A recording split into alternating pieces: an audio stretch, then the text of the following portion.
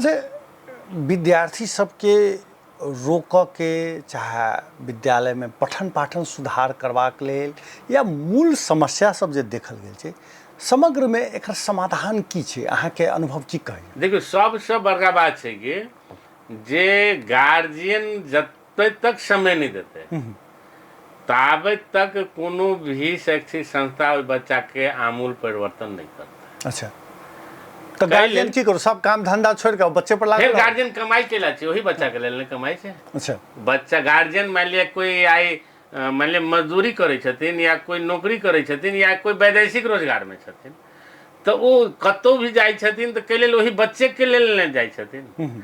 आ जब बच्चा मान लिया समय नहीं देला के कारण बच्चा नहीं संभालते तो काल वो कमा कर तो शारीरिक व्यय मात्रे करथिन, शारीरिक मानसिक आर्थिक तीनों हरासमेंट भेटते ना। जी जी। तो तै लग बच्चा के लेल किछ न किछ जे छै से शेड्यूल निकालऽ पड़ते। हम सब तो एहन देखलिए जे शिक्षण सिखाए के क्रम में हमरा सबके एकटा एक्शन रिसर्च होइ छै। अच्छा, जे हम जे शैक्षिक क्रियाकलाप कर रहल छी तो ओकर सिखाई स्तर कतऽ छै आ वो स्तर में मने की दिक्कत छै जे बच्चा जे छै से ओहिमे मूलधार में नहीं आबि रहल छै।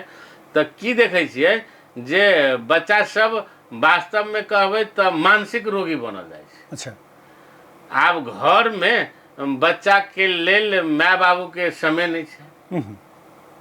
माय घरायसी कार्य में छथिन तो घरायसी कार्य करै छथिन, तकर बाद उनका मोबाइल। पिताजी अगर दिन भर ड्यूटी में छथिन या जे काम करैत होथिन ओहो घर अयलै तो मोबाइल। आ सब जे छै से अपना अपना में लागल छथि बच्चा के संगे सहकार्य करऽ लेल, बच्चा के बुझियौ ने मनोभावना के बुझऽ के लेल समय देबऽ के लेल नहीं छथि।